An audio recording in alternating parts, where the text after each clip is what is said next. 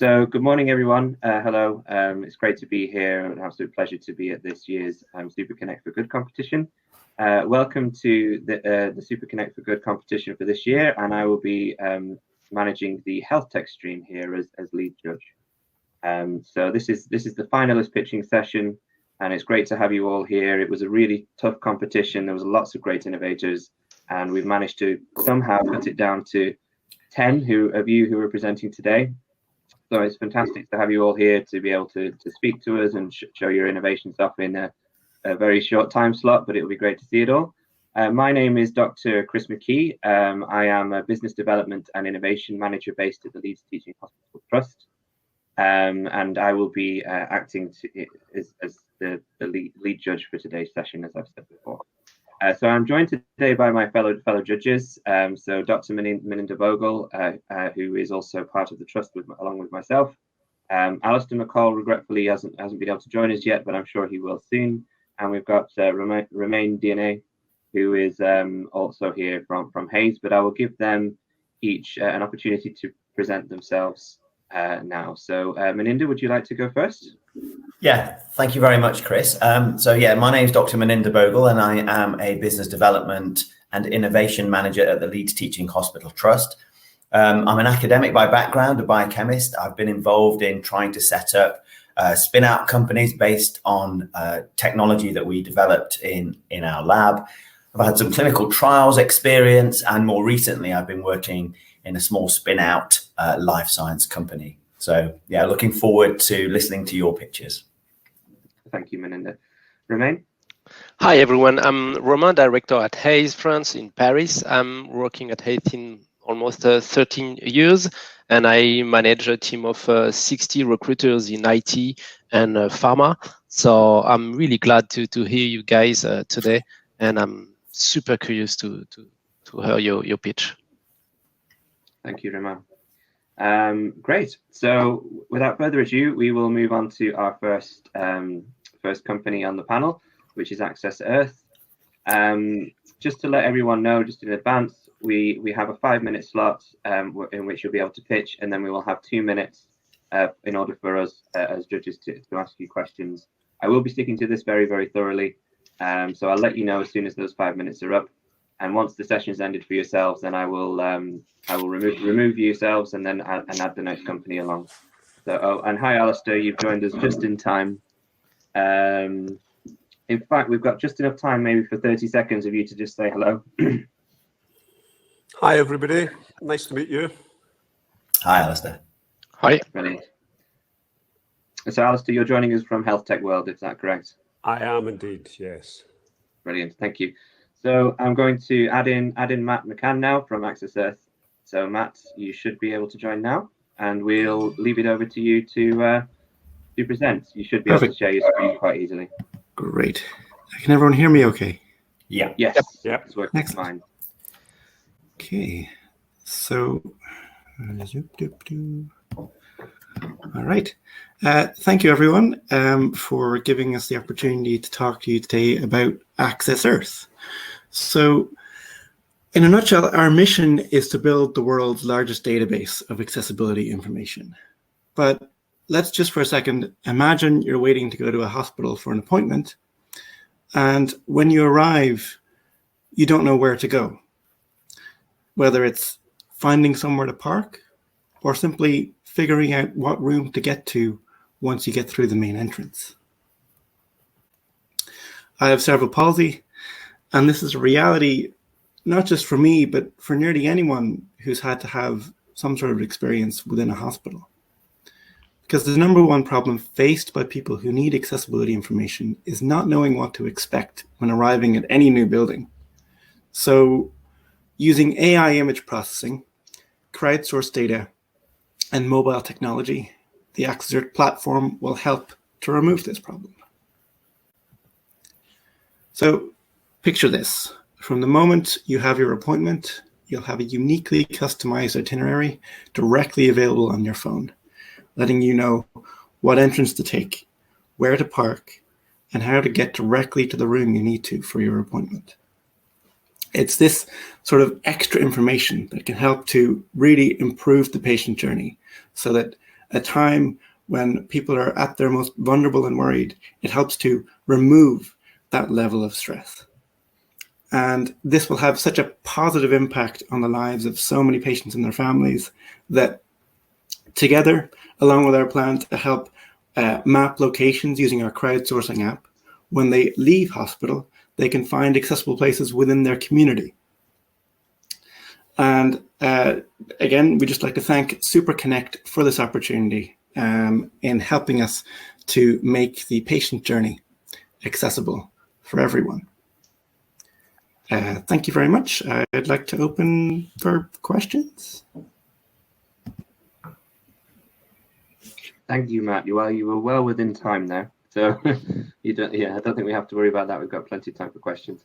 No, I'll kick off, and then I'll hand over to the rest of the panel for further questions. So I think it's really interesting. You've obviously focused initially on disability access, and there are, to be fair, a couple of other platforms we're aware of that do this. But also, do you think that this is something that patients as a whole would gain benefit from to use it? And I mention this because routinely, myself and colleagues come across patients who are just completely lost, or they enter the wrong part of the hospital. Which is quite frustrating, and we often then have to then spend some of our time helping them out, making sure they get to the right location. So do you think this platform is more for people who have underlying conditions and disabilities that mean that they need to understand accessibility, or could it actually be used for more effective waypoint finding for general patients? Oh, it's absolutely for the general use case. So literally anyone, it's not just a hospital, whether it's any large venue trying to get into a stadium, for example, trying to do waypoint finding would be using this solution. You'd essentially use your mobile phone to get a turn-by-turn navigation route within the hospital itself. So you know where the entrance is, but also where the lifts are, or where the bathrooms are too. So this is exactly why we're in this space, because accessibility is not just for people with mobility needs, for example. It's for everyone. Brilliant. No, that's really useful.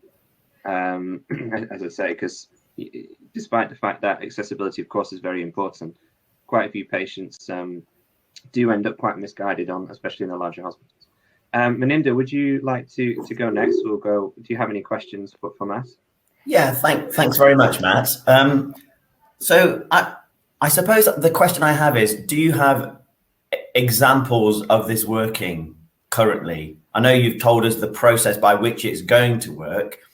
Has your crowdsourcing achieved the goals, and has your AI tool enabled this process to occur? Because I didn't really kind of understand whether actually it worked in practice. So currently if we go back a slide here, so currently for the crowdsourcing application, we've used this in a number of built environment communities around the world, whether it be Philadelphia, London, or Dublin. And then with the AI parking analysis, we've used this with a smart city local authority called Smart Sandyford in Dublin, where we've trialed that application of identifying the accessible parking spaces above ground using satellite imagery. And when it comes to the internal mapping, we've worked with Microsoft and the AutoCAD Foundation to develop this solution. And we're working initially with stadium partners, but I, as a personal experience, see this as a complete health tech option. So initially, we're looking at talking with the HSE, but as I say, we're in early stages with them with the internal mapping piece. But for crowdsourcing side of things and for the AI parking, we have that working in different areas too. Thank you.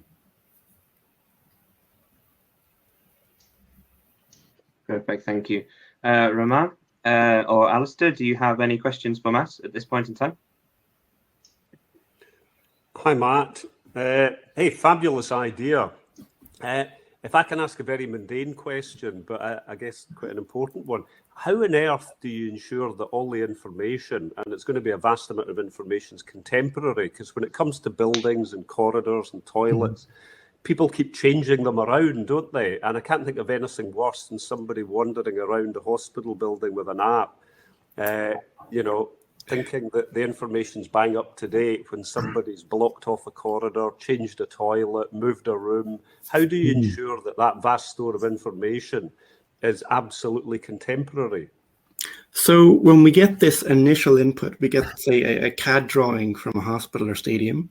We would then input that to get just a foundation of information.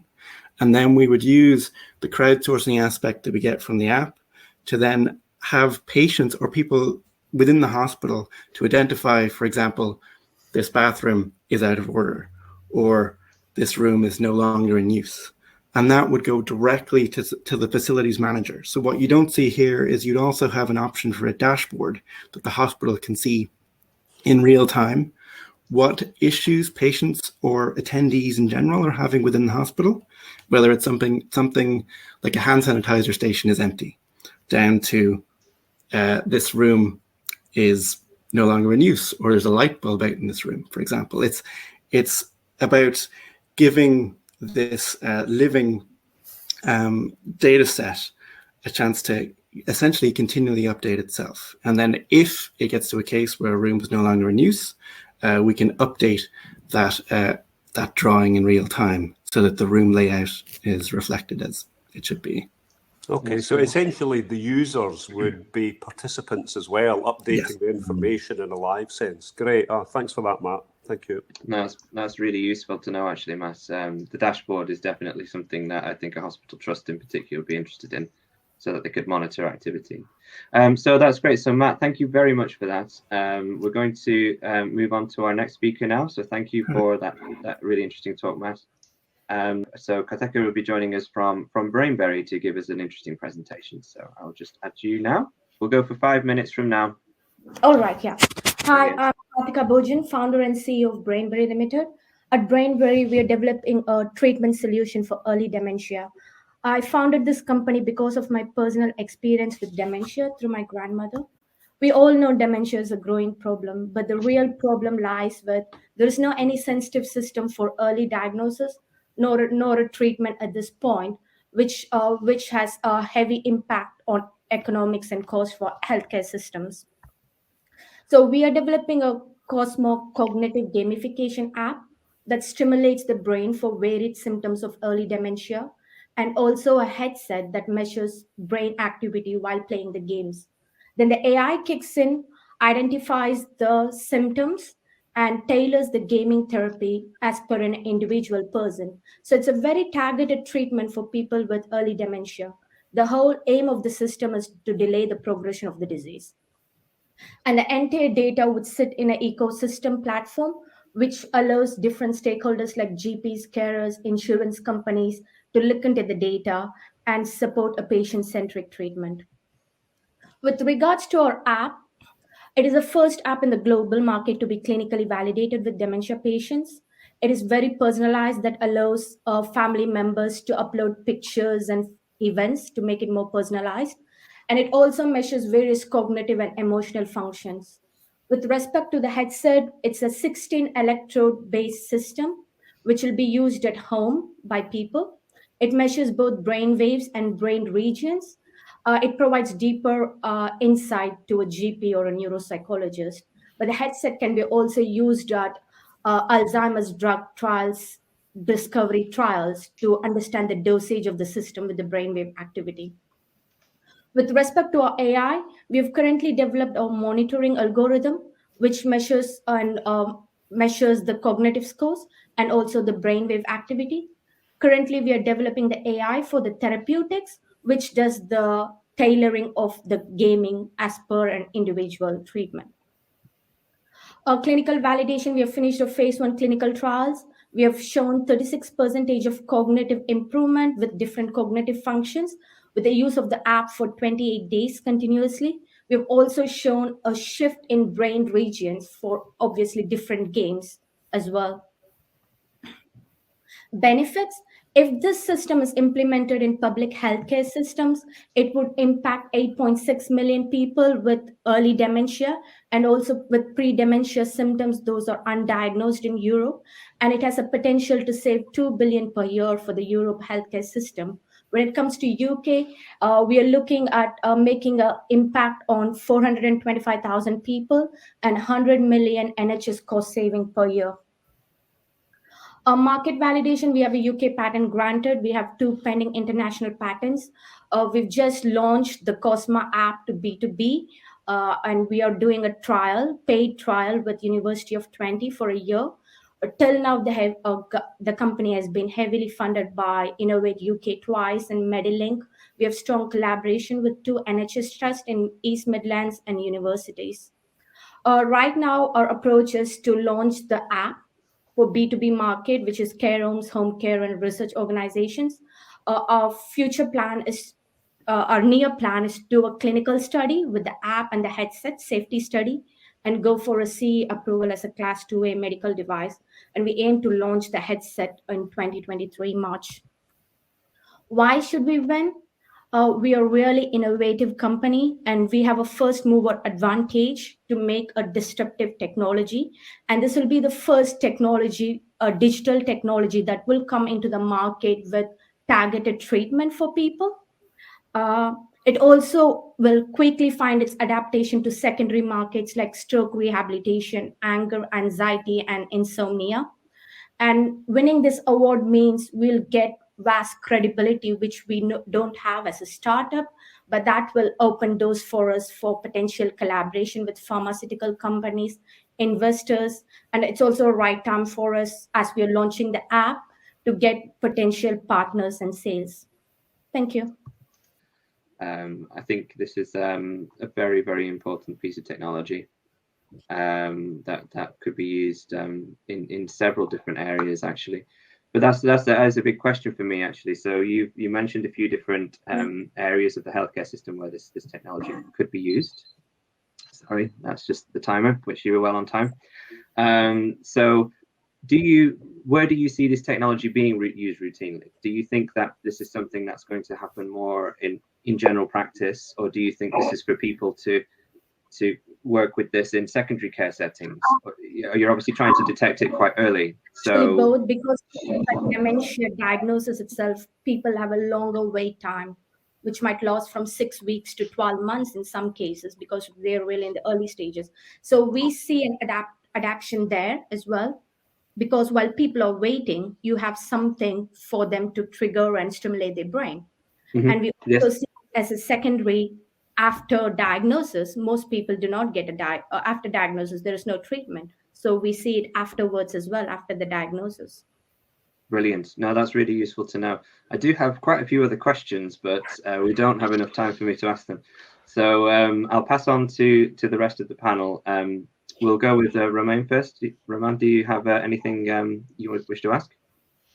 No, it's pretty brilliant. And I was just thinking, is it a sponsorship with another organization or laboratory is possible? Or you just want to focus on your own? No, we are looking at licensing. For example, we have a South Korean company which is interested in licensing. We are licensing them for specifically on diagnosis, whereas we are taking care of therapeutic and monitoring. And also we are looking at other secondary markets. We had some interest from Finland to look into stroke rehabilitation. So we are interested in licensing the technology for certain fields. Okay. That's brilliant, Grace. Alistair or Meninda, do you have a question for Karthika? Just a quick one, Karthika.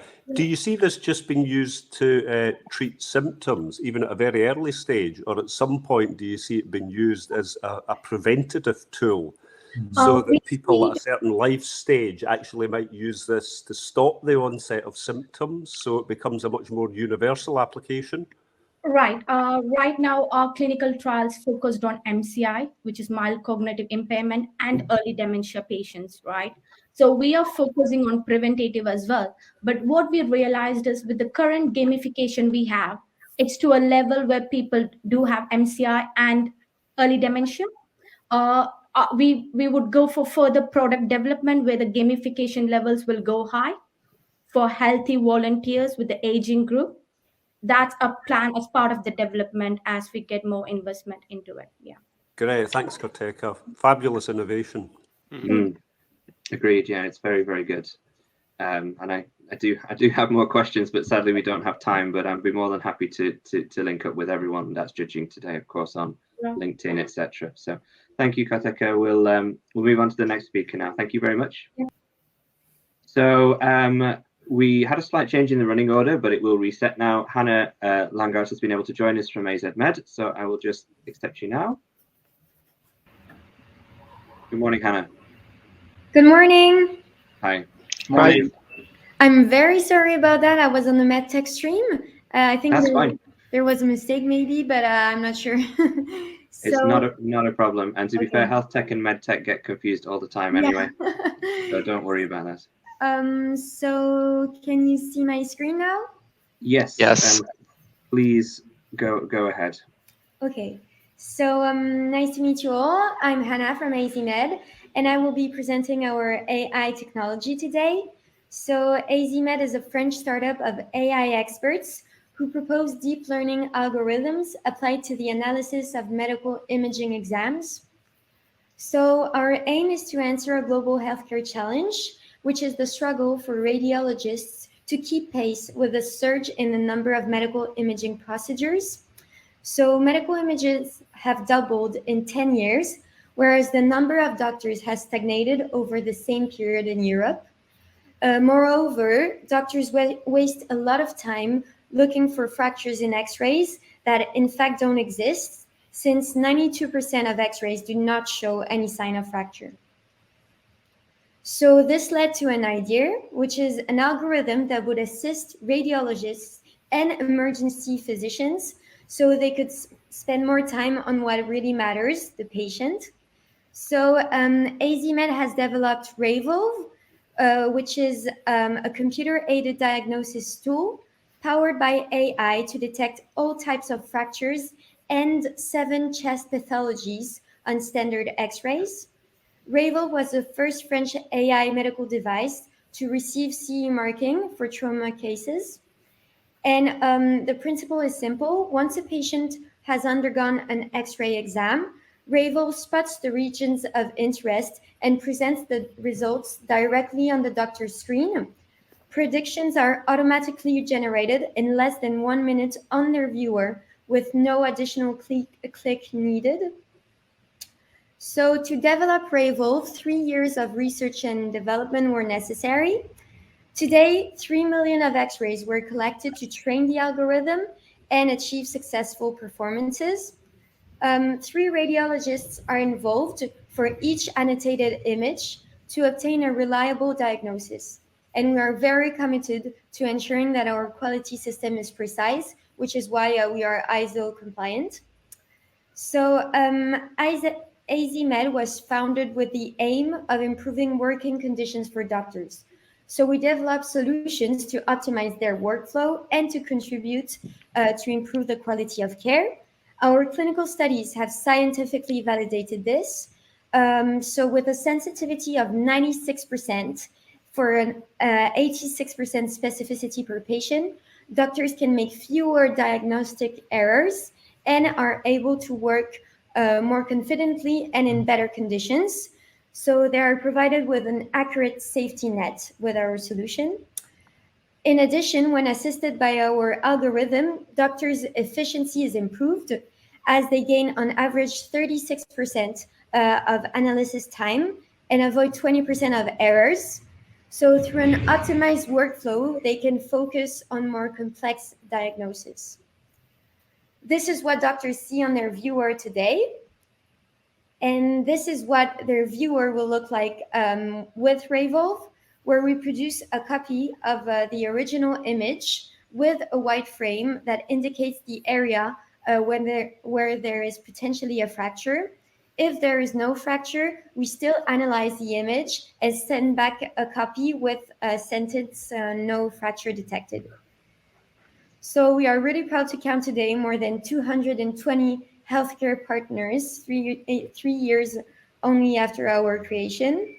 We also have a 90% transformation rate from trial to production phase. So our partners really adopt our solution when they use it. With our fracture and chest solution, we now cover more than 80% of X-ray volume, but we don't want to stop there. And soon we will cover 100% of X-rays, and we will focus on other modalities like MRI and scanner. So for our development and to finance our research, we need investors, and we need to increase our international visibility, which is why I'm here today. And that's it. Thank you very much for your time. I'm able to answer to any of your questions. Thank you, Hannah. No, that was really a really great talk. Thank you. I've got a couple of questions. So you mentioned the surgical MIC there. Was that just a little bit of a hint that you'd like to talk to the Surgical MedTech Cooperative, or are you already engaged with them? Yes, so as I said before, I was in the MedTech stream. So yes. I talked to Vima Pandey, who is part of the NHS. And we're really interested in deploying into the NHS because there is so much administration.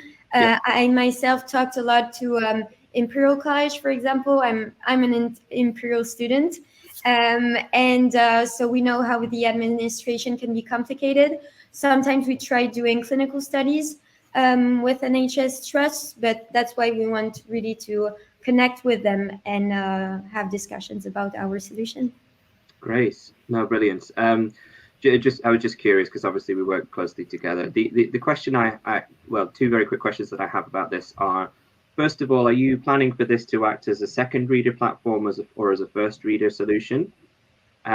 Because obviously there are speculations about using a platform, any diagnostic tool as a first reader rather than using it as a supportive tool, but it could be fine if it's as accurate as you say. And the second question would be is how easily do you find your system integrates with different EHRs and PACS systems, which is a very important piece, of course.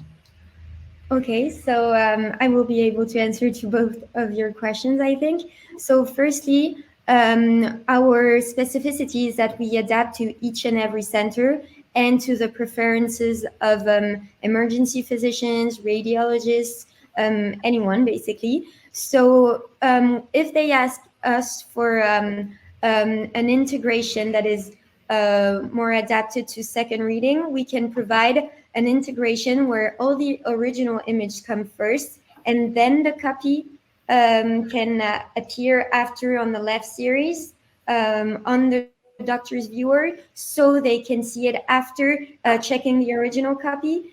But if they want it at the same time and to be able to really save time by seeing directly the predictions, we can do an integration with everything intercalated. So yes, we can adapt to any preferences. And for the PACS system, same. We work with a lot of PACS systems. We are actually partners with GE, for example. Okay. Yeah, we adapt to any kind of PACS. Brilliant. Thank you, Hannah. I apologize to the other judges. We've run out of time for further questions, but I'm sure Hannah will be happy to answer any. We can just put them in the chat box. That was a really good talk. Thank you, Hannah. That's a really interesting solution. Thank you. Thank you. So I'm currently waiting for Be Nosy to join us. I know Nicolina, there's Karina. That's fine. Perfect timing. Hello. Hi, Karina. Hi. Hi. You've got 5 minutes from now. I'll just set the timer, and it'd be great to for all the judges to hear about your Nosy device. Hello. So I would like to talk to you about Nosy, our solution for air pollution. Why I started caring about this is because about 20 minutes in the tube is equivalent to smoking a cigarette. 1 hour in your car is the same because of all the air pollution that surrounds you from exhaust. And if you're not going to be drinking a dirty glass of water, why would you be inhaling dirty air? You can see in our filters what it looks like to be breathing London air for a couple of weeks. So the main stats and why I became really concerned about this is because 1 in 9 people every year are dying because of air pollution. Is now the single largest cause of environmental death worldwide. About 2.3 billion people nowadays suffer from hay fever, asthma, COPD. And that number is only increasing because of the comorbidity of air pollution exposure with respiratory illnesses. And we have about 30,000 air pollution tracking towers worldwide. That number is so small that I cannot even read it right now. And what it means is that we don't understand what we are breathing when we walk on the streets and how that's actually impacting us. We have very little visibility of the reality of air pollution. And so the way that Nosy works is that we are looking to both protect the individual while also provide them with knowledge and data of what's happening to them. And the way that we do this is that we provide physical protection through our wearable air filters that we also have a corresponding app that tracks air pollution and allergen. We are leveraging the current APIs, but we are in the process building a mask with sensors, which we will be using the data that is collected in the mask to be providing people with an exact air pollution reading, what their respiratory health is, how their respiratory health is being impacted, but also feed that data into our network so then we can have more granular data than what's currently available. And we're looking to be using AI to be predicting air pollution patterns due to wind, weather, etc., and also see how that's progressing around a person's breathing, how that's impacting them on a day-to-day basis. Our traction so far, we have about 1,000 units that we sold. That's about 70K in revenue. We have about 70 distributor inquiries. We have not been able to supply that yet because we are developing a version 2 after customer feedback, and then we are going to get that version certified. We have 5 R&D partnerships with a number of NHS trusts and universities. We have 2 investors, 183K investment, and we have been part of 200 TV shows, blogs, article features, etc. You may have seen us on Dragon's Den when we were just starting. The reason why customers love us, the main one is that we provide immediate relief for hay fever and any type of allergies. We are also a lot less asphyxiating than masks with people with asthma and COPD. Often they struggle with that humidity, etc. And the main benefit that doctors are seeing is that we can provide some level of preventative care and alleviation of problems that they may currently only be treated with medication. These are some of our partners: Portsmouth University and Hospital, the University of Surrey, Birmingham Hospital has done a number of tests on our device. And we are also partners with the University of Waterloo in Canada, who are helping us develop the version with sensors. I don't have time to go through an entire timeline, but essentially in 2020, we launched our idea. We actually started 3 months before COVID. In 2021, we manufactured, we had our first B2C sales. We are in the process of developing the Air app and our Nosy tech with a lot of feedback from patient and public involvement groups, so we can make something that is really useful for people with respiratory illnesses. And in future years, we are looking to potentially monetize the data that we are capturing, as well as build on the sales of our filters and our hardware. And then also one of our goals is with the data that we collect to actually drive policy change worldwide, because currently we only know about the impact of air pollution when it's too late.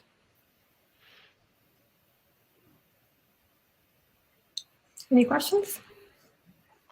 Fantastic. Thank you, Karina. Well, I'm very much on time. That was really good. I mean, as you know already, Karina, I'm very excited for version 2. And I think those statements, they're saying that I don't have to take my medicine anymore, I can run again. I think they are really quite important of getting across that, the medical applications of this are definitely there. But Meninda, I'm sure you have a couple of questions about this one. So I'll hand over to you for, we've got 2 minutes. Yeah, thank you, Karina. So I obviously understood the sort of protective kind of application of it, but you sort of indicated that you're also collecting data. Could you just clarify what data you're collecting? And I sort of got the impression it's almost like a respirometer that you're collecting that sort of data. Could you just clarify what else? Yes, in a way, exactly. So We are currently developing Nosy Tech, which has sensors to capture air pollution externally and also CO2 sensors internally for you to understand your breathing rate. So the two ways that we collect data is the particles externally, and then how your respiratory rate changes and your entire health. We are looking at leveraging this data after we have a decent number of users in our app to really be augmenting the current API data that is provided of air quality. And so then be able to provide a more granular level of detail, because currently what is missing is that air pollution towers are so spread apart that we don't actually understand what's happening to an individual on the streets, indoors, and we may have a false sense of security because we're not seeing these crazy numbers that we see in China. But in fact, if you're in a medieval street in London with little airflow, you may be exposed to high air pollution, and our app allows you to be entering in a high air pollution zone, be notified of that, and then put on your device to be protecting yourself. I mean, I actually think this is actually really important. I don't know, there was something in the media recently where actually the cause of death of a very young girl was because of local air pollution. So actually this is really, really important in terms of society to sort of understand what is the cause of that, and particularly on children who live in urban areas. Exactly. So yeah, no, it's really, really interesting. Thank you. Especially when parents are dropping kids off from the school, the amount of pollution that you have, not just of the kids walking, but in the cars as well, it's pretty shocking. And something that we want to create in our app going forward is the ability for the parents to potentially track the air pollution that their kids are having when they're going on the road, or even potentially suggest different alternative routes that may have less pollution exposure. Brilliant. Thank you, Karina. Well, sadly, we've only got time for the one question, but if the judges have any more questions for Karina, please add them to the chat. But a really great presentation, that, Karina, and definitely important. I believe that actually one of the roads in Leeds, the Otley Road, is supposed to be one of the most heavily polluted roads in the whole country. So we're quite aware of that here, definitely. But thank you very much, Karina, and we'll move on to our next speaker.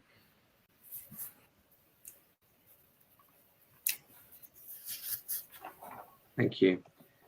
So now we have Nicolina, although do you prefer Nina? Is that correct? Nina.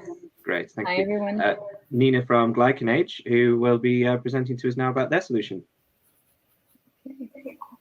Can you see my screen? Yes, yeah. Thank you. Okay, yeah. Thank you for having me. So we're on a mission to unlock the full potential of the human glycan for health prevention. We believe glycans are the secret to healthy aging and longevity. What you're probably wondering, what the heck is a glycan? So glycans are complex sugar molecules. So they're not the sugars you eat, they're sugars you produce. They coat your cells, they coat your proteins, and they regulate their functionality. And they actually encapsulate a lot of information. They have genetic, epigenetic, and environmental influences. So they give you a very complete picture of what's happening in the body. We analyze more glycans than the rest of the world combined, and not just any glycans. We analyze over 150,000 people from some of the best genotype and phenotype research cohorts around the world with leading universities. We're a two-founder team, starting with my father, who's been working as a scientist in this field for over 3 decades. He co-founded the Human Glycan Project about 6 years ago, built the largest lab, raised 50 million in grant funding, and he's also honorary professor at King's, Edinburgh, and a number of other universities. I am a serial entrepreneur. I build numerous startups in the tech and consumer field and scaled them to multi-million in revenue, with my last startup valued at 20 million. The problem is we spend over a quarter of our lives in ill health, so we're living longer, but we're not living in health, and it all starts with aging.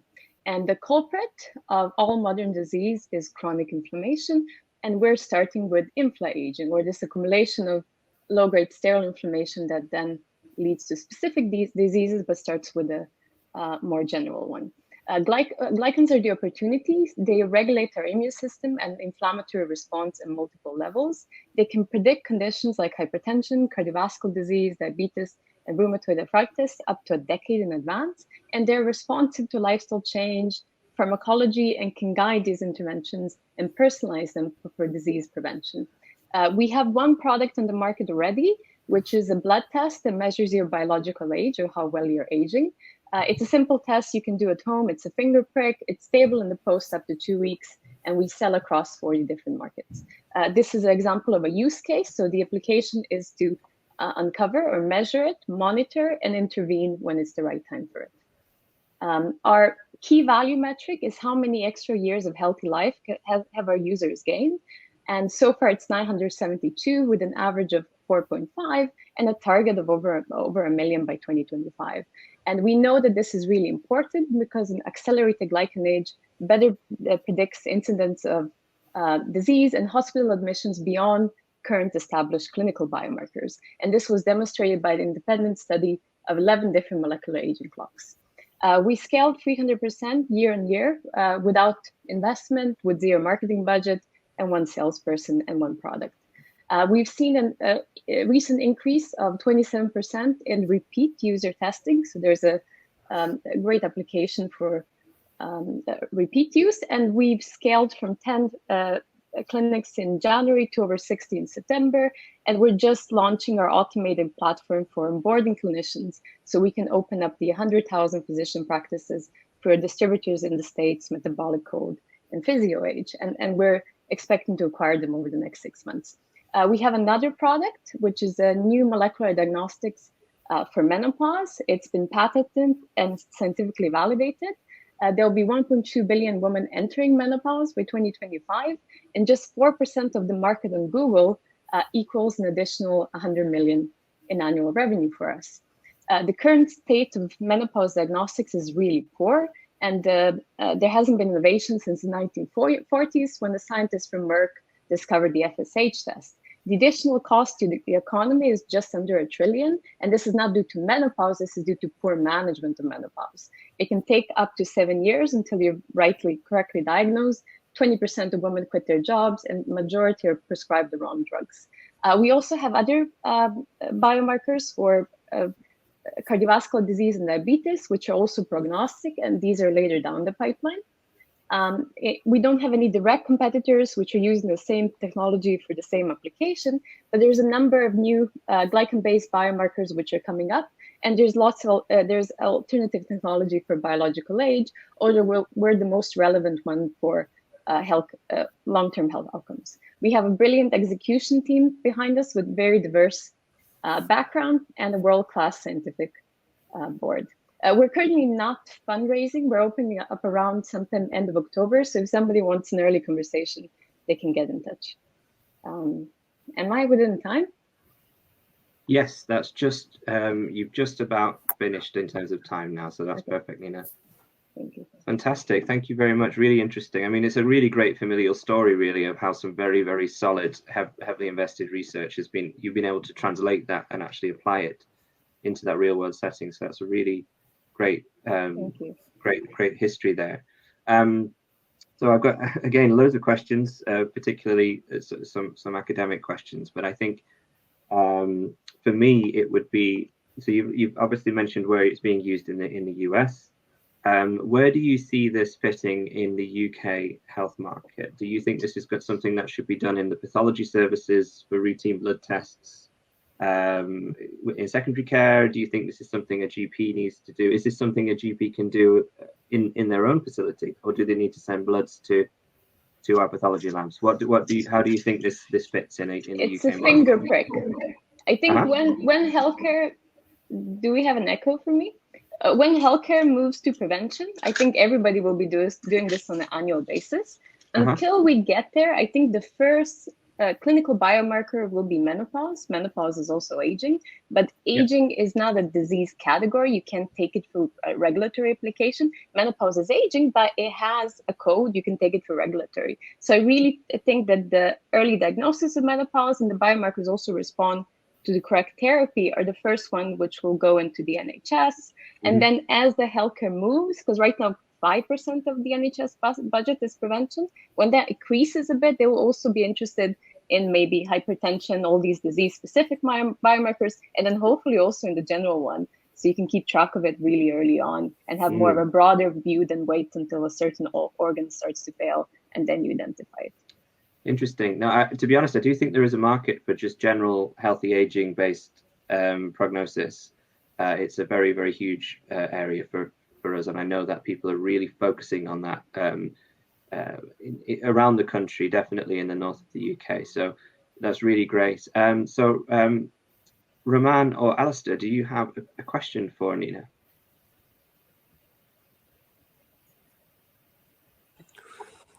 Just a more general one, Nina. So once you actually diagnose that somebody's got a bit of an issue, what comes after that in terms of them actually treating it or having a better, healthier lifestyle that will give them more healthy years? So this is still a health biomarker. We have other disease-specific biomarkers, but just general health. It doesn't mean that people who have chronic conditions can't use it, but it's more of intervening with lifestyle medicine and working with your doctor with the medication, and both of those work in parallel. So we're doing early trials with, for example, cancer recovery, where they'll be referred to a functional medicine clinic, and then they're brought back to full health. And in that sense, it makes sense to integrate it. And we do have people who have existing conditions who have better scores or who have managed to manage their scores in a really good way. We have for example, Parkinson patient who started playing ping pong about 10 years ago, and he had to quit his musician jobs. But when he started playing for a long time, he got back the functionality, and he's actually 10 years younger. So it doesn't mean that if you have a condition, you can't use it. It's just a little bit harder for you than for somebody else. Okay, thank you. That's great. Thank you, Nina. Really great presentation. Would definitely love to hear and talk more about it. That's brilliant. Thank you. So we're in the NICA, Aging Innovation Center in Newcastle now. So I really hope I was going to say you're up in Newcastle. Yeah. Yeah, I do have a lot of work, joint work up in Newcastle. So regardless, I think a visit to that center is on the cards. That's brilliant. Thank you, Nina. In touch. Thank you. Have a nice day. Bye. So that was great. So now we're moving on to Medisieve, and we have George here to present about that solution. So George, great to have you here, and you have 5 minutes starting from now. Thanks very much, Chris. Hi there. Hello, everyone. So my name is George Frodsham.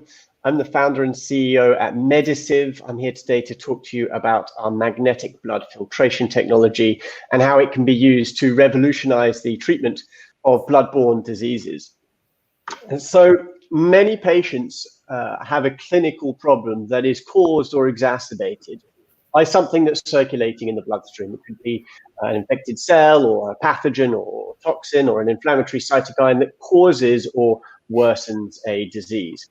We want to solve that problem by providing doctors with the first and only tool that enables the specific removal of a compound or component directly from the bloodstream of patients, thereby opening up new opportunities for treatment of some of mankind's most serious and debilitating diseases. A quick overview of Medisieve. I'm going to be telling you about our platform extracorporeal technology called magnetic blood filtration. We are ready to enter clinical trials, and that's what we're trying to do right now today for our first product, which is for the removal of IL-6, an inflammatory cytokine that plays a major role in sepsis, COVID-19, and a number of other diseases. This first product has a total addressable market of £20 billion worldwide, and obviously there are more markets for the platform beyond that. And we're looking to raise £4.25 million to support those clinical studies, with 1.75 million already secured. So this platform extracorporeal therapy, what does extracorporeal mean? It means outside of the body. So magnetic blood filtration is similar to dialysis in that we circulate a patient's blood through what's called an extracorporeal loop. Within this loop, we infuse the Medisieve magnetic beads, which seek out the targets that we want to remove, bind to them specifically, and then those beads and the targets are captured and removed by our magnetic filtration system, allowing the rest of the blood to flow back to the patient cleansed of the targets. Using this method, we can remove practically anything from blood. We can remove several things at the same time if needed. It's a short treatment time, and we interface with current existing available hospital infrastructure. We have a lot of validation around this, and for our first product, as you can see from this data, we provide very rapid, reliable, and specific removal of interleukin-6, opening up new opportunities for treatment of IL-6-driven hyperinflammation and cytokine storms. We have just closed 1.75 million, looking for a further 2.5 million to lead us to some really big value inflection points over the coming 2 years. Clinical proof of concept in 2022 will then lead to our first CE mark being awarded in 2023, leading to first sales possible early 2024 after a Series B, which we're currently planning for Q4 2023. So this is a really, really exciting time for any investors to jump on and join us on this journey. And it leads to huge market potential. I already mentioned the £20 billion market for our IL-6 removal product, but we have ambitions to enter markets in leukemia, autoimmune diseases, viral infections, and many, many others. Really, the potential of this platform is very, very large. For our first product, just in the 5 major EU markets plus the US, we're talking about 3 million patients who are hospitalized and could benefit from an IL-6 removal technology. Up to 30% of these patients die today, and there are very, very limited treatment opportunities for them. And our approach really would be novel and unique, and particularly compared to antibody therapies, you can actually think of what we're doing as an extracorporeally delivered antibody therapy. It is targeted, but only administered for a defined period of time and only touching the blood. Now, this is a huge, huge new potential and provides the strength of our technology. We have a fantastic, diverse and highly experienced team working towards this, backgrounds in the core scientific areas, but also in quality, regulatory and commercialization of medical devices all around the world. And we've also won a lot of awards and £4 million of grants already to supplement the other investment that we've already got. A lot of validation around this technology. But as mentioned, we are still looking for more.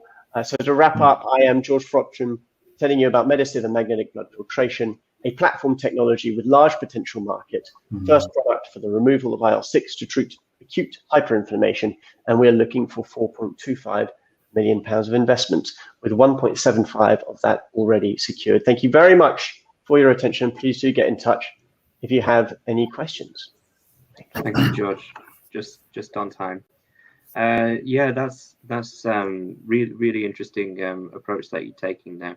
Now, the one thing I'd be curious about very quickly is how does this device look in practice? So I mean, you know, I'm assuming you've gone beyond several stages of prototyping, but how does this look in clinical practice? Is it very much like a dialysis machine that you set up? Is it quite easy to use? You know, a nurse could. That's not what I mean. Is it easy to use so that anyone working in the ward of different levels of skills could actually use it? So how would this actually work in practice rather than necessarily just the concept of the removal of IL-6? Absolutely, that is something that we've built into the design of our product right from day one. So we don't make a big machine with blood pumps that people need to use. We interface with standard existing extracorporeal devices that are commonly available in critical care units in the wider hospital setting. So we don't require nurses or doctors to learn how to use a new machine. We connect in exactly the same way a standard dialysis or hemofiltration cartridge currently connects. We do have a piece of permanent equipment that is about the size of a shoebox that connects just to the size of it. But apart from that, it is very, very easy to use. There's no software, there's no electronics, you don't need to plug anything in. All of it is very standard and interfaces widely with available equipment. Brilliant, thank you for answering that. Roman, do you have any questions for George? No, my question was really similar that yours, so I'm definitely more okay now. That's fine. Meninda, any quick questions? Yeah, so I think I'm guessing the specificity comes from an antibody attached to your magnetic bead, an antibody raised against interleukin-6. Is that correct? That's correct. So obviously, and you showed us some data where you've successfully removed it, but of course, we know that, you know, when proteins bind, they bind similar chemical features within something. So my question is, what work have you done in terms of what else you're removing inadvertently. So we've tackled this question from two angles. So the problem of non-specific removal is that it might affect your efficacy in terms of removing your core target, IL-6. And secondly, that you might be removing things that you actually don't want to remove that could be harmful, therefore, to the patient. So we've looked at that from both points of view. The data I showed you was in human blood and human plasma. And our efficiency in terms of IL-6 removal is incredibly high, consistently across multiple patient donor samples. So we know that there's no non-specific binding that's actually affecting our efficiency across those patient groups. For the second point, obviously, there's so many different biomarkers and things that you could measure in blood that it's impossible to look at absolutely everything. So through our quality system and risk analysis, we've identified things that would be harmful, that could potentially be being removed, and demonstrated that we haven't been removing any of those. Now, your point still applies and is still a clinical endpoint of our upcoming clinical studies to continue provide further confidence in that safety and ongoing efficacy in the patient subgroups we're targeting. Thank you. Thank you, Josh. That's great. Really interesting platform. We'd definitely be interested in learning more about it. Thanks. Yeah, very happy to speak to you. Thanks. Thank you. So now we have Medisieve joining us here, who has very keenly been waiting for the whole session and is presenting quite early in the morning, I believe. So thank you very much for joining us. You have 5 minutes starting from now. It'd be great to hear all about RemmedVR and your VR solution. Yeah. Hello. I hope you can hear me, and yes. I hope my presentation is visible now on the screen. Yeah. Yeah, that's great. That's fantastic. Yeah. So my name is Matt, and I represent RemmedVR, which is a telemedical platform for diagnostics and rehabilitation in eye care and neurology. Our solution is CE and FDA medically certified. RemmedVR answers to some of the most urgent healthcare problems, such as access, quality, and the cost of care. And we create new models of care delivery through extending access, increasing quality, and significantly lowering the cost of care. RemmedVR is a telemedical services platform that utilizes our proprietary patent-pending technologies. Sorry, Medisieve, it's not going through the slides at the moment. You might just want to put it into presentation mode. Oh, I don't know if you've moved on from the title slide. That's all. Yeah, I did. Yeah, I did. if you just put if you put presentation mode, we should work. It's just currently on the other version. Yeah, it's moving along now. It's just still not in full screen mode, but yeah. But you can carry on. I'm aware of time. How about now? You see me moving or not with slides? No, I apologize. It's not moving on to the next slide at the moment. Okay, and I'm moving. Oh, it's just. I think, do you see them? Yeah, now it's now? working. Now it's working. I don't know if it's just a bit slow, but yeah, please carry on. Okay, so yeah, I'll have to continue like that. So, we use our proprietary technologies, the world's most precise eye tracking, advanced varifocal optics, and also machine learning and artificial intelligence to bring automation and objectivity. And we package it all into all-in-one diagnostic and rehabilitation tool based on customized VR headset. RemmedVR is also COVID-19 ready solution. In fact, we noticed much higher demand for our products since pandemic started because for many of our clients, it was RemmedVR to be the only way to provide services to their patients during lockdown. First use case that we have already commercialized in the EU and United States is vision therapy. We started from US market as it is by far the biggest for vision therapy in the world, yet we are ready to scale to new geographies right now. Over the last decade, technology applied to vision therapy evolved from patching that it is hated by kids to virtual reality that delivers a controlled environment enable collection of standardized data and is by far the most engaging for young patients, which is crucial in any neuro-related treatment. RemmedVR medically certified home vision therapy consists of 3 elements. The first one is mobile VR goggles equipped with a hand tracking system and parental control screen. Second is methodology developed with professors of ophthalmology that was coded into a set of game-like therapeutic exercises. And the third one is a web-based control panel for doctors to monitor progress and optimize home therapy process completely remotely. Our platform solution was designed to be fully functional as a home therapeutic service, enabling clinics to serve 6 to 8 times more patients remotely than in clinic. Therapists to have full control over home therapeutic process, and parents to save time and money on commuting, plus of course kids to get faster results in a fun way. Our business model is based on selling software and hardware as a service, so we only charge a fixed fee per patient per month. Therefore, neither clinics nor patients have any entry cost to start working with us. Let's take a look at our single clinic revenue model. We earn $5,000 on in-clinic services per year on 72% gross margin. But the real scaling potential is in at-home services that can generate 5 to 10 times more revenue from each client on even higher gross margin.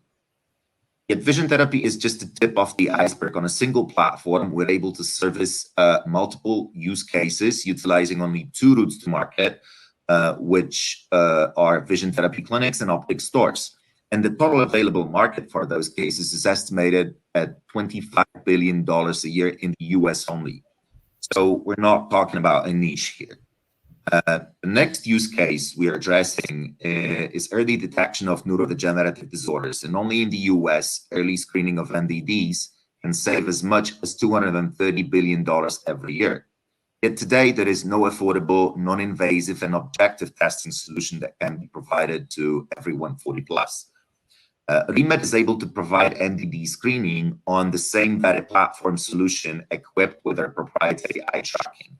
We have Nosy, I have to apologize. We've come to the end of the 5 minutes. We do have to move on, I'm afraid, in terms of to ask questions. But I think we've got enough material there in order to be able to ask about the solution. And I am sorry you lost a little bit of time as well because the presentation wasn't going. Sure. Let me then just show you just one more slide. We really have to stick to the time, but please don't worry about it because we can ask more questions. So it isn't. I mean, it is interesting. I mean, obviously, quite a lot there was focused on the US market, and I can understand that based on where the market is there. So obviously, you'll be aware that the US market is very different to the other markets around the world, and the UK is no exception to that.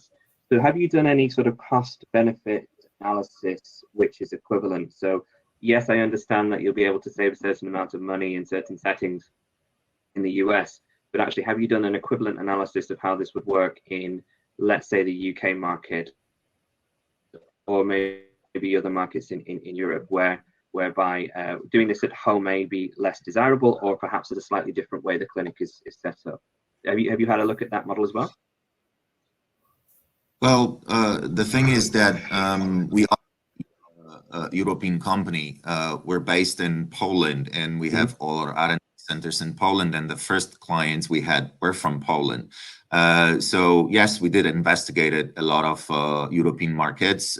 It's just that we decided to move to the US as the first outside of our home country because of many reasons that probably are similar to other startups. So I mean, I don't want to go much into details, but I think that it's pretty much the same case country to country, that if we're able to provide universal screening for NDDs and fish out the people that are developing those diseases, and then be able to actually monitor how they are progressing and what is the influence on pharmaceutical treatment to those people on our devices, it's a huge saving for anyone and anywhere. So regardless if it is in the US or in Europe, there are either public or private insurance companies that would benefit hugely from those innovations. Certainly. No, it'd be definitely interesting to perform a study to evidence that. I would agree with that, definitely. Alistair, do you have any questions for Maciej? We have about 30 seconds. No, I don't. That's great. Okay. No, that's fantastic message. And I'd be really keen to learn more about that. There aren't enough solutions actually focusing on ophthalmology, particularly the rehab of it. So it would be interesting to learn more about it and see how that we can translate that, the model that you've been able to successfully integrate into the US market. And obviously you're working in Poland as well, but it'd be interesting to see how we can translate that into not just the UK market, but into other sectors as well. So I'd be really keen to talk a little bit more about that. We have, research and development partners both in Europe, US, and also in India. And we also had exposure to a British Association of Behavioral Optometrists, and we discussed our solution, implementing of our solution with NHS representatives that are responsible for bringing innovations in ophthalmology sector, but also with hospital chains such as Moorfields.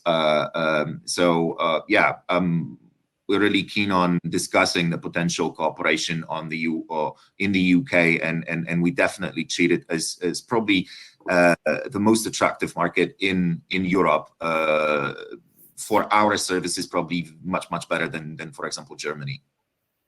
Yeah, thank you, Maciej. No, I agree. There's a lot of activity in this space. Certainly, we're very keen to talk more about it. Thank you very much. Absolutely, thank you. So next we have UNEEG, who will be joining us now. Oh no, sorry, that's not, no, wrong order. Sorry. We have Keith joining us first from Medwise. So Keith, I can just see you just joined now. Hi there, can everyone here? Hi Keith, thank you for joining us. You have 5 minutes from now. It'd be great to hear more about Medwise. Sure, let me share my screen. Can you see my screen? Yes. Perfect. So hi everyone, I'm Keith, CEO and co-founder of Medwise, and we use AI to provide instant clinical answers to healthcare professionals.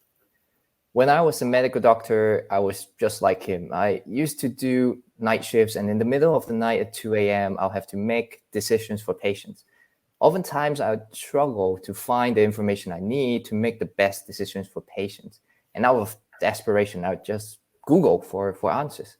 Why are doctors Googling? With 6 million biomedical journal articles and numerous guidelines published, clinical knowledge is growing exponentially, and clinicians just can't keep up. A systematic review published in JAMA actually shows that 50% of clinical questions are abandoned at the point of care. And medical doctors and clinicians not getting the right information at the right time is bad for patients and healthcare system. Without the right information, clinicians may just default to their old ways of doing things, giving rise to lack of adoption of best practice or what's called unwarranted variations in care. And the warranted variation in care in the UK is costing the NHS 5 billion per year. So it's a big problem. So at Medwise, we solve this problem by aggregating all trustworthy, evidence-based local and national guidance in one place and use AI to extract and provide answers instantly to clinicians. As a clinician, you can just go to our website on mobile or desktop, type in your question or keyword, click enter, and then our AI will do the work for you. You can see a list of most relevant bite-sized information with the source and date clearly listed. Our platform uses the latest AI technologies and will continue to improve based on user interaction and data. As we have more users, we'll have more data, our product will get better, and that can deliver more value to users, thus creating a flywheel effect. In the pilot funded by Innovate UK grants and the independent evaluation of our COVID-19 platform by Eastern Academic Health Science Network showed an estimated average time saving of 2.6 minutes per patient contact. And based on that, the health economic modeling showed a productivity saving of 20 million when our solution is adopted nationally. And this is just in one disease area.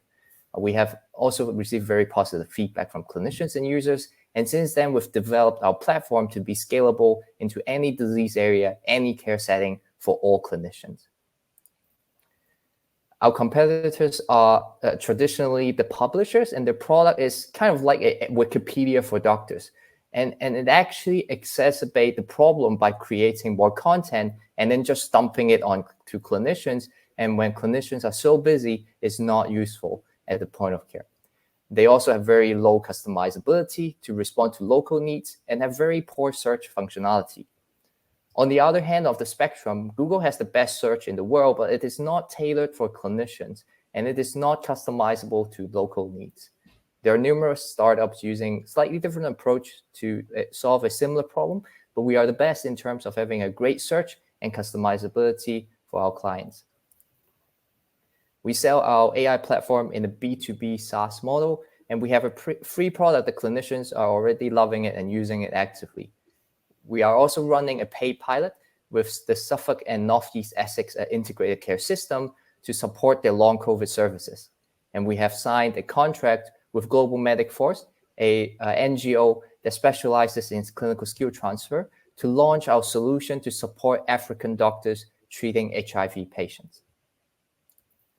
We have a right mix of clinical and technical expertise to succeed. On top of being a medical doctor, I was a management consultant and product manager, and I have experience delivering 20 million productivity savings in NHS hospitals. My co-founder, Louise, have 10 plus years of experience in applying AI into the toughest problems, and was previously co-founder and CTO at Bloomsbury AI, a question-answering AI startup, which he sold to Facebook. Louise also holds 10 international patents. So what we're looking for, we're really excited to have the opportunity to potentially work with leads. And one of our, my colleague, Dr. Mehu, is actually a clinician in Leeds. And there's a really good information repository, but just using it, the search is not great. We can ingest all of this information together with national guidance and support clinicians when they're now very burdened, and save them up to 2 minutes per query. And our solution is ready to go with immediate benefit. We can launch a demo with you, start testing and iterating on it within a week. Thank you, Keith. So we're Medwise, and thank you, and look forward to any questions. Brilliant. Thank you very much. No, that's really, really interesting. And actually all of your previous engagements around the UK are actually really quite encouraging. Very quick question from me, and then I'm sure someone else will want to ask one. So obviously there's probably several different settings where this could be used. Where do you think, from a secondary care perspective, let's say, this would have the greatest benefit? Do you think it's in emergency care, outpatients? Where do you believe this has the best input? Yeah, that's a great question. We actually try to work with our partners to understand what are their needs. So as a technology solution platform, it can be applied into any setting. So we believe settings such as acute medicine and accident and emergency in the secondary care would probably be the initial areas that would have the most benefit, because these clinicians see a wide range of disease areas. There are protocols and guidances, and how can we help them quickly find that? And we actually are also partnered with Betsy Cadwallader University Health Board in North Wales. We applied to grants. We haven't got the grants yet, but if we do get the grants, we will run a study to test our solution in their acute medical units as well. Brilliant. And I would agree, although you're the physician, not me. But I think acute and ED is a good area to focus. Would anyone else in the judging panel like to ask a question? You've got about 40 seconds. Keith, are you just concentrating on moderating content, or will this be interactive so that clinicians that use it can actually organically improve the store of knowledge and add their own comments and thoughts? Yeah, great question. So currently we do not have the ability for users to directly contribute to the repository of knowledge yet. But what we can do is, in real time, we're collecting the data, the information needs of clinicians, what are their educational needs and the potential driver of unwarranted variation in care. Then we can take that back to potentially the guidelines committee so that they can either update their guideline or write a new guideline that will address some of those problems. And this is a very unique value proposition that no one else is providing. Thanks, Keith. Thank you very much. Now, it was really interesting, and I'm definitely keen to hear more about that. It's a fantastic solution. It's definitely needed. Thank you very much. Thanks, Ruth. Thanks, everyone. So now we have Chris Young joining us from UNEEG. Hi, Chris. Nice to see you. Hi, guys. How you doing? Too bad. You have 5 minutes from now. It'd be great to hear more about your solution and to present to the panel. Okay, Doc. 1 second. I'll just share my screen. Great.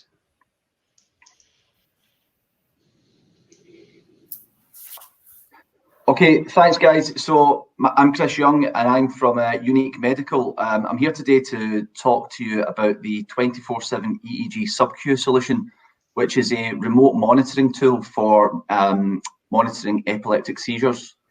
So just to give you a little bit of the pain point at the moment, there's approximately 600,000 people in the UK with epilepsy, with 30% of those struggling to get their seizures under control.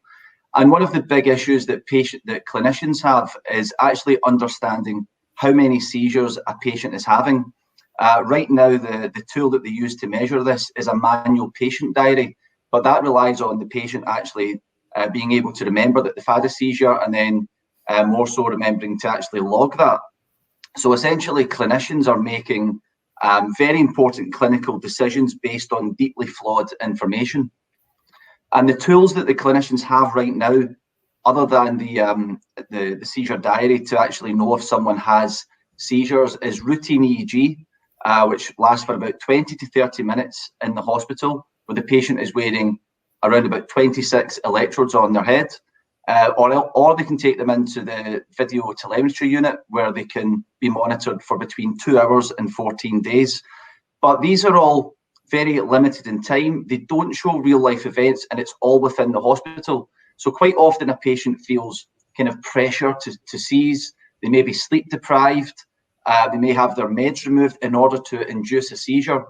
What we are bringing to the market here is a remote device that the patient can wear outside of the hospital setting for up to 15 months and basically get on with their everyday life and activities. And what that does is it allows the doctor huge amounts of data to try to understand the true seizure burden within these patients. So if you can see this picture here, this guy is actually wearing the device. So as you can see, it's very discreet, and it comes from 2 parts. So the 2 parts are, this first part here is the implant, and this is implanted subcutaneously just behind the ear. And just for size, this part here is about the size of a 20 pence coin or a €1 coin, shall we say. And then this part here is the recording device, and that's about the same size as a credit card. So it's a minimally invasive implantation procedure. As I've said, it's placed subcutaneously, which is just under the skin with about a 2 centimetre incision. It takes around 15 minutes to perform the procedure, and it's all done under local anaesthetic, and it's a day case. So once that procedure's been performed, the patient goes home. Reading EEG is known as a very laborious task. So we've also come up with a data reduction algorithm, which saves the clinician huge amounts of time. And really what happens is it gives all of the potential events, and the clinician just goes through those and is able to see whether a seizure has occurred or not. It takes around 99.5% of the time away from EEG, so it's really kind of AI software. The device is used for everyday life. It's been very well accepted, highly tolerated, and only minor annoyances has been detected. Patients are wearing it for, on average, around 18 hours per day, so that the clinician's getting huge amounts of information on them. A patient case here from a patient in Denmark from a recent study. The patient was 42 years old and was really only self-reporting that she was having 1 to 2 seizures per month. This is actually what her seizure log really should have looked like. All of these crosses here indicate a seizure that she did not report, and this was actually seen across all the patients in this study, with 9 out of 10 patients actually giving wrong information to the doctor, which then he was treating upon.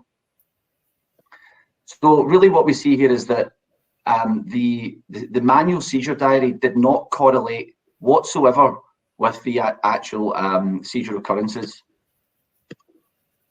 So what's the potential impact of this device? Well, for the clinician, they have increased and reliable insights into the patient's condition, ability to make faster treatment decisions based on objective and true data. And for the patient, there's an opportunity to have real life monitoring away from the hospital setting, able to live your normal life, and real patient empowerment over your disease, knowing that you're being monitored, knowing that you don't have to worry that seizures are being missed. And for the healthcare systems, early economic models are indicating big potential cost savings through reduction in hospital resources. One of the big things is that patients are turning up repeatedly to A&E and being admitted into hospital every time they have a seizure. Some patients are turning up to UK hospitals as much as 93 times a year. If they were knowing they're being monitored, all they have to do is get in touch with the clinician, say they've had a seizure. He has all the data at hand. The data is all sent over a cloud, and then he can then reassure them whether they've had a seizure or not. This really aligns with the need for increased remote care in the NHS. And at the moment, we're looking for opportunities to collaborate within the NHS, with the NIHR, and we've actually already started to work on this. The device has been CE marked since 2019, and we already have some studies started up within the UK. King's College have implanted around about 14 or 15 patients already. Thanks, Chris. We've just run out of time Fantastic. a little bit ago. So sure. But that's I think we've got everything we need there. That's brilliant. And you and I have talked before, so rather than asking you more questions, because I've had the chance in the past, I'll hand over to the rest of the panel. So Meninda, would you like to go first? Yeah, yes. Hi, Chris. Thanks for a great presentation. Hi there.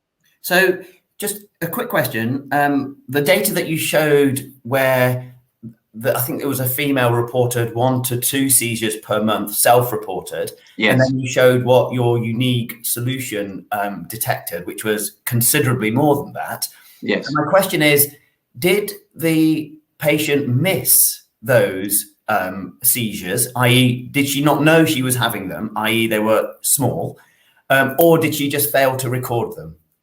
So that's actually a very good question. So one of the big issues within the seizures that we're really looking to monitor here is what's called focal seizures. Now, there's other wearable devices out there that can detect seizures, but they're purely based on movement, and focal seizures actually only happen for maybe 5, 10, 20 seconds, and there's no movement. So the carer or parent doesn't know that it's happened, they've maybe missed it, and the patient doesn't remember it. So therefore they're not able to log it, or the parent or carer isn't able to log it. So quite often these are just huge amount of missed seizures, and the patient comes into the doctor, whether it be once every 3 months or so, and says, yeah, I've had 3 seizures per month for the last 3 months. So therefore the doctor's trying to make a decision based on that manual diary, which is deeply flawed. So having this objective measure then allows them to really have a much clearer idea of the true seizure burden, and then prescribe treatment based on that. So those focal seizures and an increase in frequency, are they predictive of a worsening condition? Not particularly a worsening condition. What it would just really show is that this patient is uncontrolled. That the medicine that they're having being prescribed either isn't working or it's the wrong medicine. So they're therefore having uncontrolled seizures, which really affects quality of life from a social perspective and from a personal perspective, unable to gain employment, hold down employment, and also just so many areas of life that are affected. Yeah, thank you very much. Great. Thank you very much, Chris. Yeah, we'll definitely be talking soon anyway, but that was a really, really good presentation. Thank you very much. Thanks, guys. Thank you. So now we have our final speaker. We have slightly overrun, but last but not least, we have VirtuLeap, which I'm really excited to hear about to end the session. So Amir, you should be joining us now. Hi, everyone. Hi, Amir. Thank you for joining. Hi. Sorry we're a wee bit late. No, you did your best. We have 5 minutes from now. Great. Can you see my screen? Yes.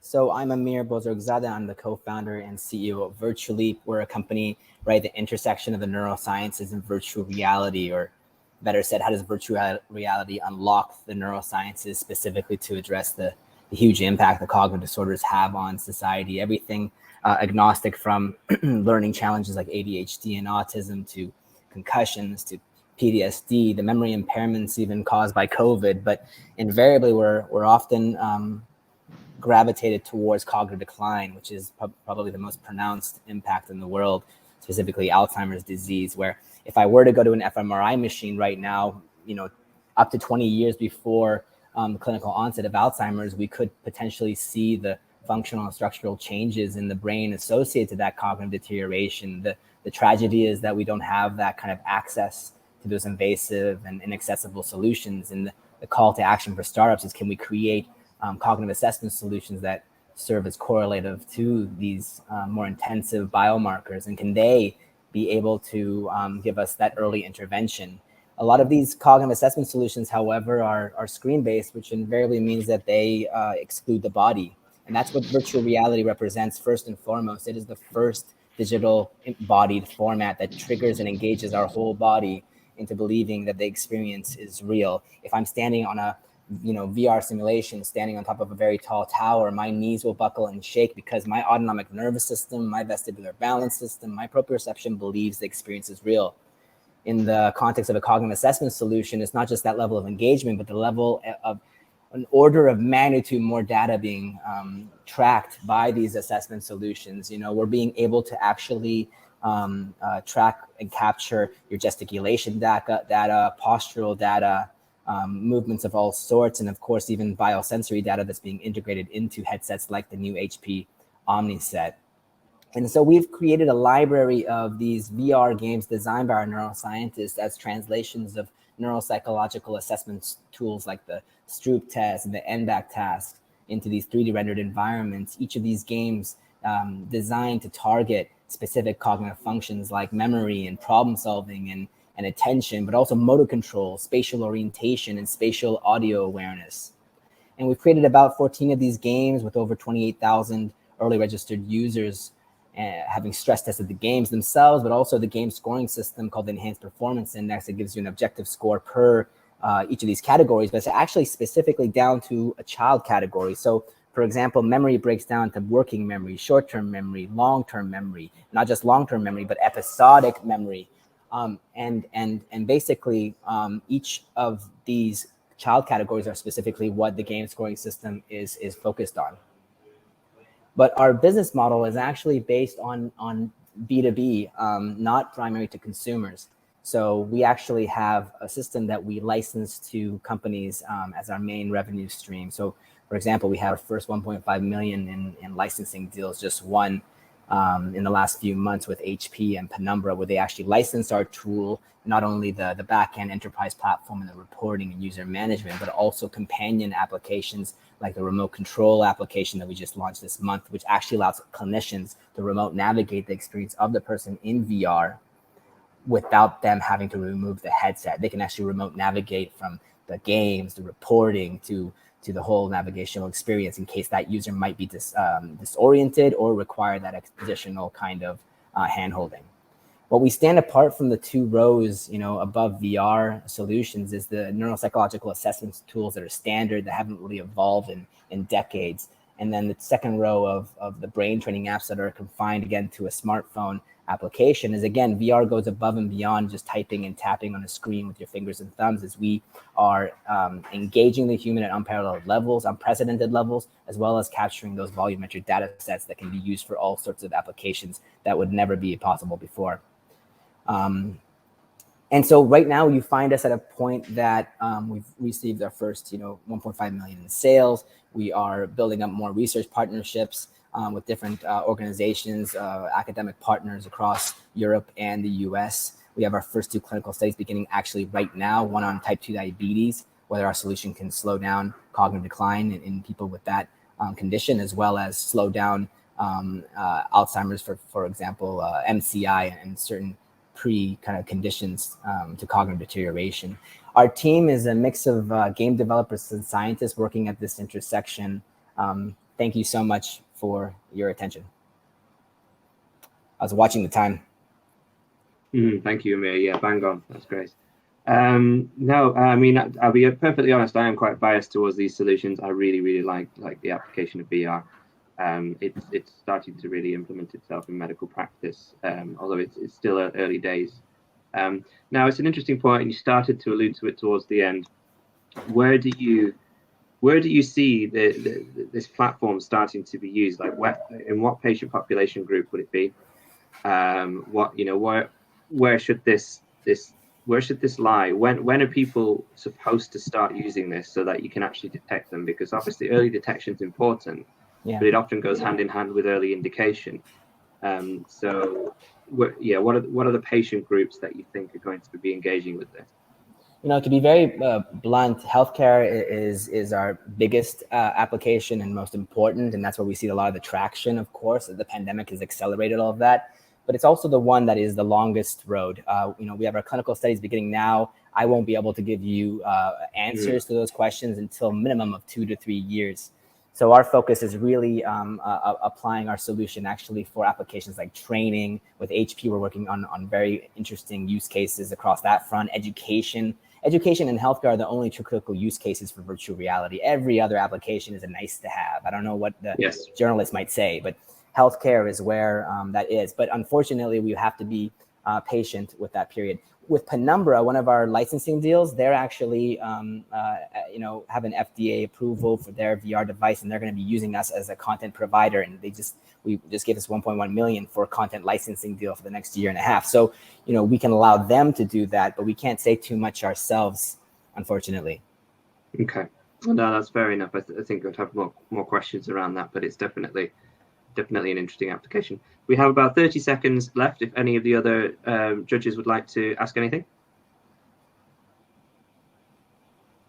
No VR fans here, unfortunately. I've got a quick question. So what's I like to play tennis, right? And I think I'm reasonably good at tennis, but when I try and play tennis in a gamified kind of way, I'm terrible. But actually in real life, I'm pretty good. I'm just trying to understand the gap between actually the reality of me doing something and any sort of cognitive or sensory impairment compared to what the AR or VR solution picks up. Can you see what I'm saying? Yeah, I mean, I would challenge the premise of what you're mentioning here. I think if that's really the case, that a VR solution it's designed to mimic the real world, that's the fault of the creators. They haven't actually designed the physics of that game and the accessibility design of that game to mimic correctly the real world experience. There is, of course, a gap between virtual and the real world, but we're autonomically designed to respond to both in a very native way. So I would assume that if I were to get a really good VR tennis game, you would be quite excellent in that as well. But we can leave that for another time to test. Yeah, certainly worth asking about. It's also possible that Meninda's not actually half as good as he says he is. But, that is almost certainly true. But I suppose if we're going to make judgments about decline in performance, we need to make sure that they are well validated. Yeah. Yes, absolutely. And we're not trying to cut any corners. I don't want to put the cart before the horse. Science has to come first. And unfortunately, that's what a startup in our sector has to take seriously. Brilliant. That's great, Amir. Now, really fantastic solution that you've got there. We'd be very keen to talk more about it and those potential different areas of clinical application. Okay, so that brings us to the end of the session. So we have overrun by a wee bit, but it's been really great to hear from all of those innovators. Every single one of them had something unique to offer, and I thought they were all brilliant. Actually, it's going to be very hard to choose the winner and the runner-up, because every single one of you has something that has some great potential here. But regardless of whether it's the winner and the runner-up of this competition, I think many of us would still be very keen to still stay engaged with you and talk to you more about this, because we had such a short window to hear about the solution and ask those questions. So it's been an absolute pleasure, and I want to also thank all of the other judges here who've been really attentive and patient, just as much with me not keeping the time well. So Roman, Alistair, Meninda, thank you so much as well, and thank you everybody who's presented today. Thanks, Chris. Thank you very much, everybody. Okay. Goodbye. Bye now. Thanks, everybody. Thanks, Chris.